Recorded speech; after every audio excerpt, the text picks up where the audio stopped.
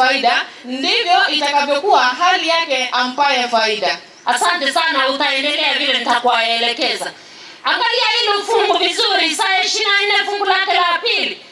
Eti ulimwengu watu wote tumewekwa katika level moja sawa. Ni ukweli tumekuwa level moja? Tuko hivyo. Angalia kama wakati huu tulipo, ugonjwa wa COVID upo. Ugonjwa wa COVID vile uko hivi. Ni nini kimetuweka sawa? Kila mmoja katika mdomo wake amevaa nini? Amevaa barakoa. Tumekuwa sawa. Hakuna mkuu, hakuna msomi, daktari pamoja na kila mtu ni barakoa tumevaa kwa sababu hatari iko namna gani? Ni kubwa. Mahali dunia imetufikisha na shida zake, imetulainisha sawa wote. Fungu la 4 na la 5 hebu lisome. Dunia inaomboleza, basi hiyo dunia inaendelea kuomboleza. Inazimia, dunia inazimia, haina nguvu tena. Ulimwengu unadhoofika, ni ukweli. Unazimia. Watu wakuu wa dunia wanadhoofika. Hata wakuu wa dunia wote wamefanya nini? Wamechoka, tumedhoofika kwa sababu mahali pengine hatuna solutions kwa shida ambazo zinaukia ulimwengu. Hatuna kitu cha kuambia watu. Mara nyingine wananchi wanaweza wakatuuliza, waseme tusaidie, enyi serikali tusaidie, enyi madaktari tusaidie, enyi mliosoma tusaidie, lakini yeyote hana msaada mahali kwa sababu ulimwengu umeharibika na unakwisha. Some. Tena dunia imetiwa unajisi kwa watu wanaoikaa. Kwa maana wameziasi sheria, wameibadili amri, wamelivunja agano la milele. 19 na 20. Dunia kuvunjika inavunjika sana. Basi hiyo dunia iliyotuchosha imevunjika, imekuwa vipande vipande. Someni. Dunia kupasuka imepasuka sana. Dunia kutikisika imetikisika sana. Dunia inalewalewa kama mlevi, nayo inawayawaya kama machela, na mzigo wa dhambi zake utailemea, nayo itaanguka wala haitainuka tena. Ndio. Dunia inalewalewa, inayumbayumba kama mlevi. Hatimaye inafanyaje? Itaanguka, haitasaidiwa tena. Wewe utakuwa wapi? Hilo ni tangazo la onyo tumepewa ya kwamba inapoyumbayumba hivi, uchunge isije ikakuangukia. Usije ukaanguka nayo, jisalimishe kwa Bwana. Ulimwengu huu tunamoishi unapita, sio wa kudumu. This version of the world is passing away. Basi tufanyeje? Nikuambie jambo moja la kufanya, tumalize. Katika Petro wa pili, 2 Peter chapter 3 verse 11 to 14. Ni nini inapasa tufanye? Tujiadhari namna gani? Maana kweli tumeona imeisha. Na hata tunapoona kifo cha ghafla cha mama Debora, inatujulisha kumbe ulimwenguni si kwetu, si mahali pazuri. Maana Yesu alitangaza siku moja naenda kuandalia makao. Mahali pale nilipo nanyi mfanyeje? Nanyi muwe pale, maana mahali nimeuacha ni pagumu. Hiyo ni Yohana 14 fungu la 1 hadi la 3 tutaenda kujisomea.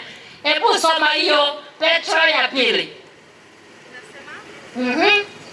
Basi kwa kuwa vitu hivi vyote vitafumuliwa hivyo, imewapasa nyinyi kuwa watu wa tabia gani na katika mwenendo mtakatifu na utauwa, mkitazamia hata ije siku ile ya Mungu na kuhimiza, ambayo katika hiyo mbingu zitafumuliwa zikiungua na viumbe vya asili vitateketea na kuyeyuka.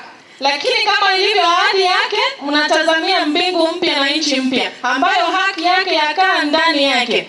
Kwa hiyo wapenzi, kwa kuwa mnatazamia mambo hayo, fanyeni bidii ili muonekane katika amani kuwa hamna mawaa wala aibu mbele yake. Asante sana kwa kusoma vizuri.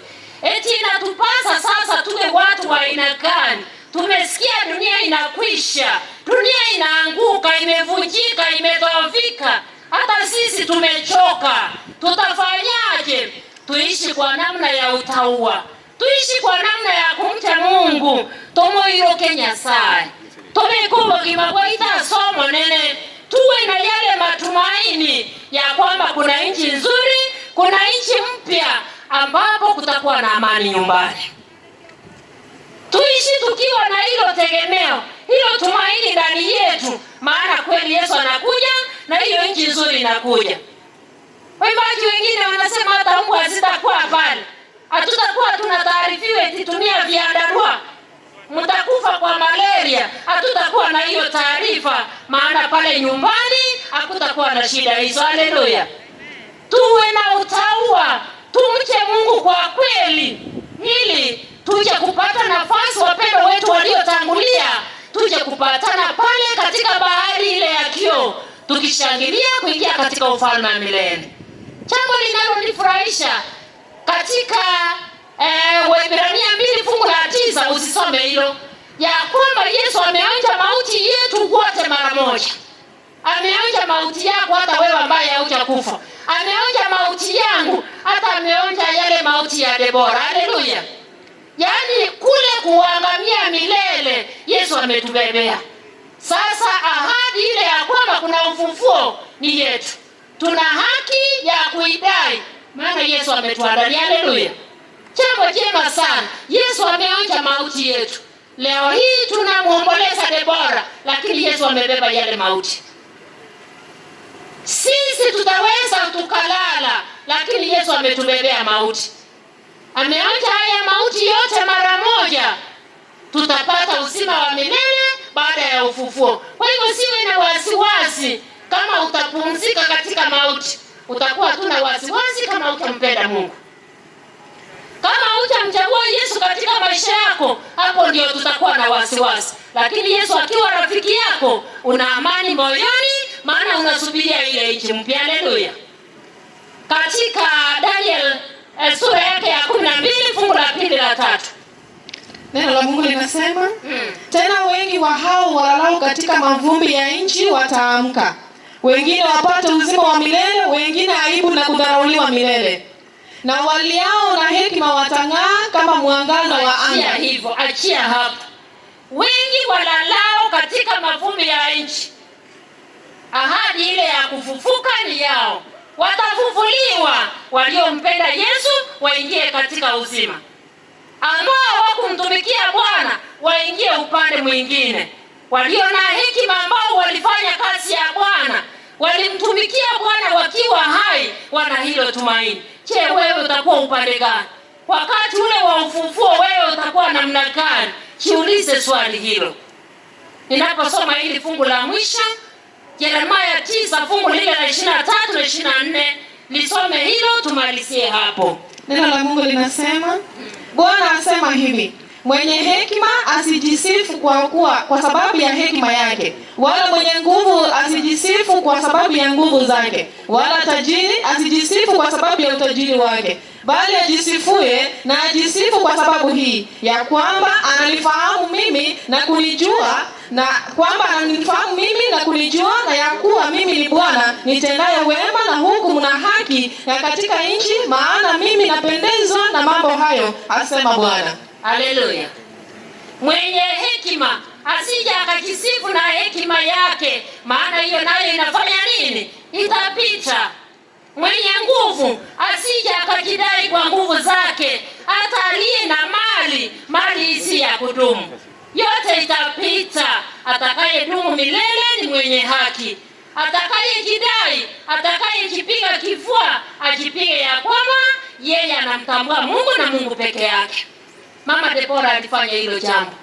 Alimtambua Mungu, alikuwa anashiriki katika kanisa, hakuwa anakosa katika kanisa la Bwana.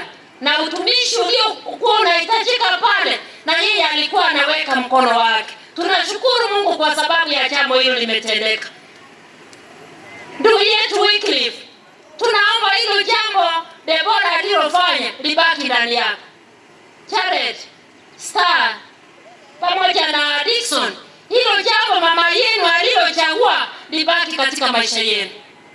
Maana Biblia inasema ulimwengu unapita.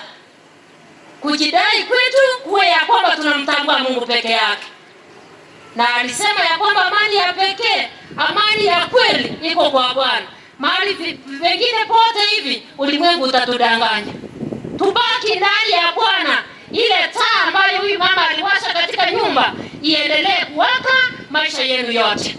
Hiyo taa iweze kuwa ndio inawafariji mkiwa unatumainia ile asubuhi njema, wakati watu wa Mungu waliopumzika watafufuliwa, tuingie katika ufalme ule wa amani. Wangapi wanaombea hiyo familia hivyo ya kwamba taa ya wokovu iwake kwao? Mwanene sabasini na inwe barasi chinga chaino. Daktari Teremuka na vijana wako, nataka kuchukua nafasi hii tena niwasalimie nyote vile nilivyowataja hivyo. Hamjambo kwa jina la Yesu. Hamjambo tena. Tunamshukuru Mungu. Nataka tena niseme mambo haya. Tunayasherehekea maisha ya dada Deborah ambaye mna kijitabu hiki chake kinachosema mafupi kuhusu maisha yake. Nataka kumshukuru Mungu kwa sababu wakati ulipofika ule ambao Mungu alipendelea, dada Deborah alizaliwa katika ulimwengu. Haleluya. Mungu akambariki na maisha.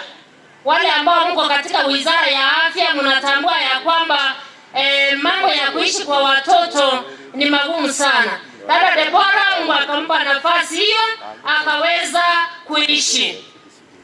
Mungu tena akaonelea vyema akampa nafasi akakua. Tena Mungu akaonelea vyema akampa nafasi ya elimu. Akasoma, ndio sababu wasomi mbalimbali na watumishi katika nyanja mbalimbali mko hapa. Mungu akampa nafasi hiyo. Tena Mungu akampa nafasi ya kuolewa. Kampata mpendo wake Dr. Wycliffe. Wakaanza maisha pamoja na tena Mungu akambariki kwa mapenzi yake akawa na watoto.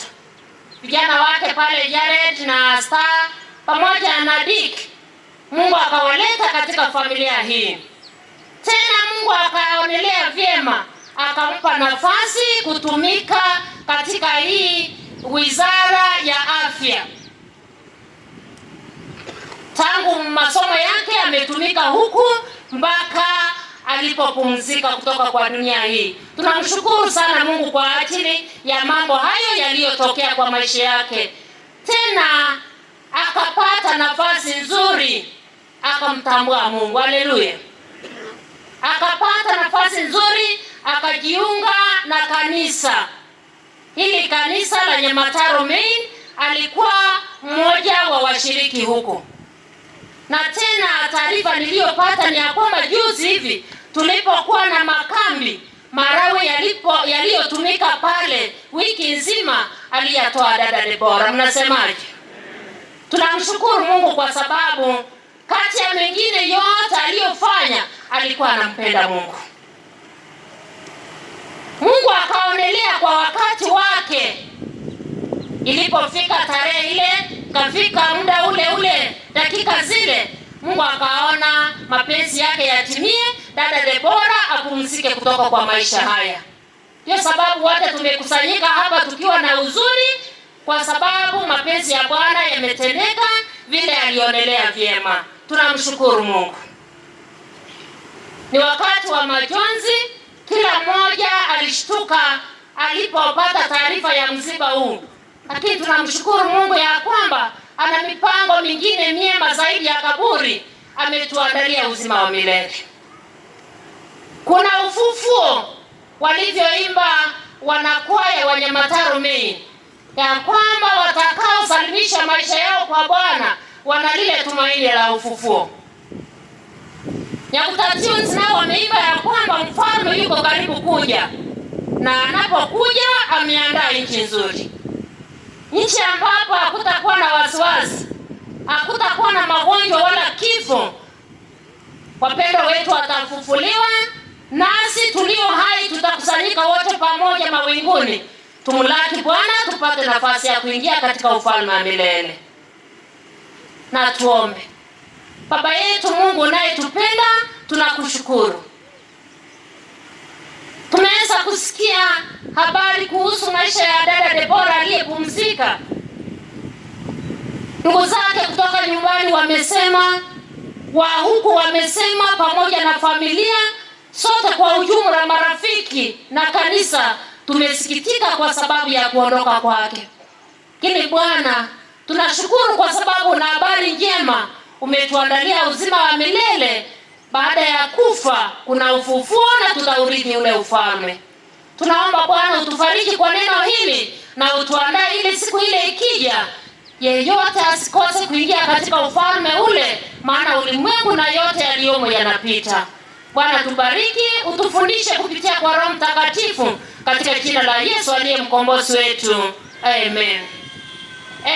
Mlio na program pale katika ukurasa wa pili, tulikuwa tumeweka pale mada ambayo tunapitia siku ya leo katika ibada ya mazishi ya dada Debora. Neno kuu ambalo tunazungumzia siku ya leo, tunapeana tangazo kwetu wote, ni neno ambalo linasema this fashion of the world is passing away. This fashion of the world is passing away. Unapoangalia hapo unaona jambo hilo. Tumeliweka kwenye hii program ya kwamba ulimwengu huu wa sasa ulivyo hivi unapita. Mambo yake yote tunayoyaona ulimwenguni yanapita. Hata masomo haya mazuri tunayoyasoma yatapita. Hata kazi hizi tunazofanya kila mahali zitapita. This fashion of the world is passing away. Ulimwengu huu tunamoishi ndani unapita, hautadumu. Tunapoona kifo, inatujulisha ya kwamba ulimwengu si wa kudumu. Hapa si nyumbani. Ulimwengu huu tunaoona hivi na mapambo yake unapita. Katika Wakorintho wa kwanza, 1 Corinthians 7, fungu lake la 29 kuelekea 31. Naomba tusome pale. Wakorintho wa kwanza 7, fungu lake la 29 kuelekea 31. Inasema, lakini ndugu, nasema hivi, muda ubakio sio mwingi. Basi tokea sasa wale walio na wake na wawe kama hawana, na wale walio kama waniao kama hawalii, na wale wafurahio kama hawafurahii, na wale wanunuao kama hawana kitu, na wale wautumia ulimwengu huu kama hawautumii sana, kwa maana mambo ya ulimwengu huu yanapita. Asante sana msomaji, ya kwamba wakati tulio nao wa kuishi duniani ni mfupi sana, sio wa kudumu. Angalia, hakuna yeyote huko anayetambua atakufa siku gani. Ama kunaye? Kunaye mmoja huko anajua siku yake ya kufa? Hakuna ajuaye hiyo. Imagine siku ile utakufa, utakuwa umefanya nini? Maisha ni mafupi. Nyakati zilizobaki za maisha yetu ni fupi sana. Yesu karibuni anarejea. Ndio sababu maelezo yamesema hivi, tulio na mamlaka mahali popote pale, tulio na mali, tulio na vitu vizuri, ndio Mungu ametupa. Tunautumia huu ulimwengu, lakini kumbuka wakati tuliomo ulimwenguni namna gani? Ni mfupi, si wa kudumu. Kwa sababu amesema wale ambao tunautumia ulimwengu huu tuutumie kwa maarifa. Tuutumie kwa maarifa. Tusiingie tunywe kwa ulimwengu sana. Tuutumie tukitambua ya kwamba si wa kudumu. Ulimwengu si wa milele. Ulimwengu utapita na vitu vyake vyote. Basi tufanyeje wakati tunajua ulimwengu huu unapita? Tumetambulishwa nyakati ni fupi na tumeambiwa tuchunge namna tunavyoutumia. Tusije tukaweka mawazo yetu yote kwa ulimwengu. Tuseme ulimwengu ndio sasa umeanza, ndio sasa maisha yameanza kunoga vizuri. Tujiadharishe kwa sababu ulimwengu unapita. Wathesalonike wa kwanza sura yake ya 5 fungu lake la 3 kuna onyo pale. Tunapewa onyo pale. 1 Thessalonians 5 verse 3. Inasema, wakati wasemapo kuna amani na salama, ndipo uharibifu wajiapo kwa ghafla. Kama vile ulimwengu huu tumeambiwa una muda mfupi, tusiupende wala kuutumia sana, mawazo yetu yapati huko. Watu watakaposema kuna amani, kumbuka hakuna amani. Ni ukweli Biblia inasema? Na wauliza, ni ukweli Biblia inasema? Hakuna amani. Watakapokuwa wanatangaza ipo, haipo hiyo amani. Ikoje? Memaliza kusoma. Wala vile utungu mjiapo mwenye mimba, wala hakika hawataokolewa. Asante sana kwa usomaji. Mlio madaktari mnaelewa jambo limesemwa hapo. Eti ni vile utungu unamjia mama mjamzito, dakika ile ya kujifungua imefika. Huyo mama ataweza kuiepuka hiyo dakika? Hawezi, maana imefika, lazima mtoto azaliwe. Watakaposema amani, amani, amani haitakuja. Badala yake ni uharibifu unakuja. Tazama kama wakati huu tulio nao. Kati tunasema acha tuchimbe mitaro, tuweke mifereji, tunyunyizie mashamba, tutapata vyakula. Mnaona wenzetu pale upande ule wa juu wakikufa kwa njaa. Wenzetu wengi wanakufa kwa njaa, hawana chakula. Mnaona mifugo wakija kule, wakifa kule. Inaonyesha kuna amani katika ulimwengu? Hakuna. Angalia, magonjwa yamekuja enyi madaktari. Magonjwa yamekuja. Mengine tunasema ni ya kuyamanage. Maana Biblia ilisema magonjwa mengine yatakuja ambayo tiba yake ifanye nini? Haipo. Mambo hayo magumu hayaleti amani katika ulimwengu huu. Tazama hali ya upendo vile ilivyo. Zamani watu walikuwa wanapendana. Zamani watu walikuwa wanafurahiana. Siku hizi watu wanasalimiana mahali wako. Watu hawasalimiani, hata ndugu waliozaliwa pamoja. Je, hata kule mnakofanya kazi mnasalimiana? Watu wanachukiana kule kazini, kule nyumbani, kila mahali. Hata juzi hivi mlisikia wengine hata walichukua moto na viberiti na mafuta wakachoma wengine. Taarifa kama hizo mnazipata?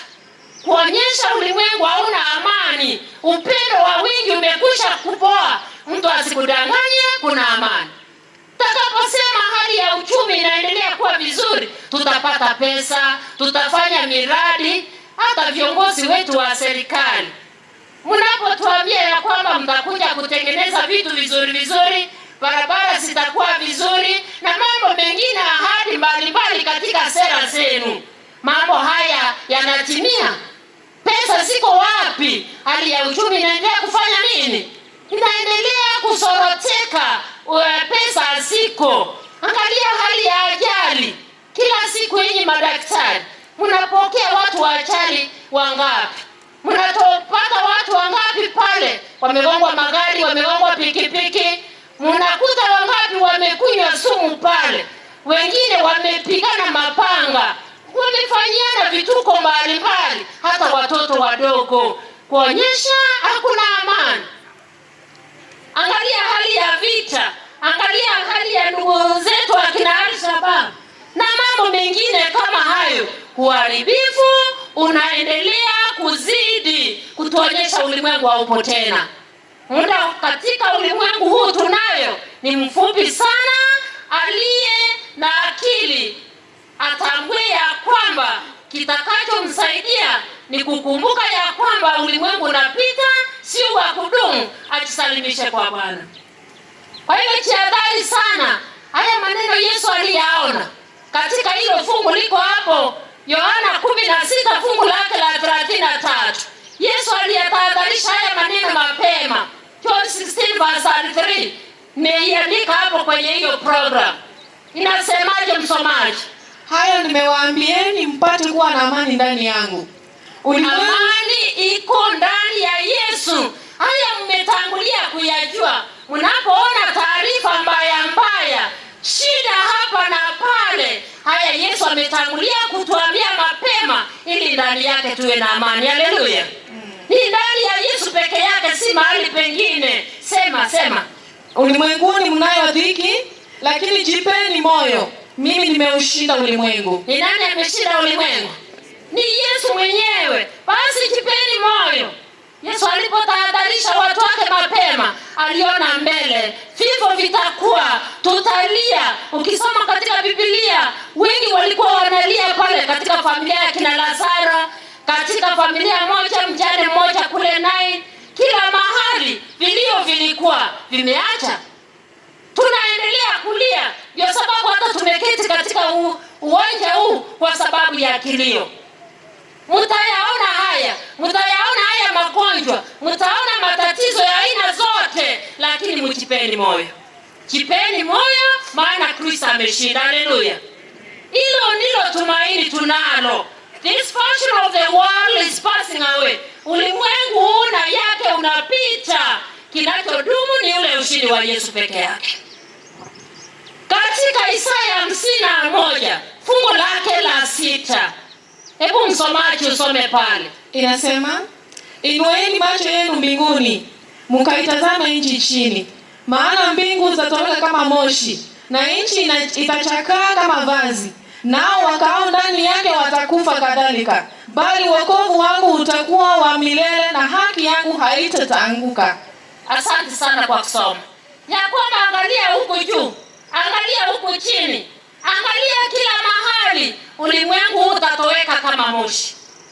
Sisi tukao ndani ya ulimwengu, Biblia ya Kikisi nasema abantu mbakwe bichuni mwarota mangana hiyo wanakufa, ndio tunaendelea kufa.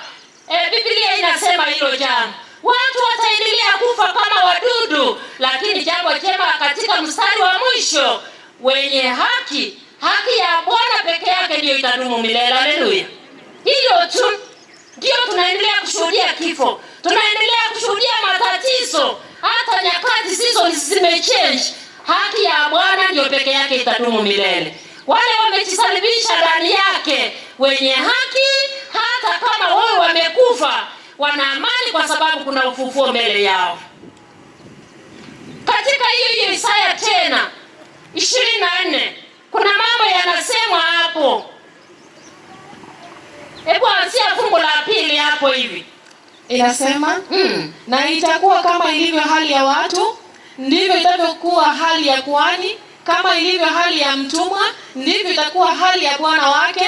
Kama ilivyo hali ya mjakazi, ndivyo itakuwa hali ya bibi yake. Kama ilivyo hali ya anunuaye, ndivyo itakuwa hali yake auzaye. Kama ilivyo hali ya akopeshaye, ndivyo itavyokuwa hali ya akopaye. Kama ilivyo hali yake atuaye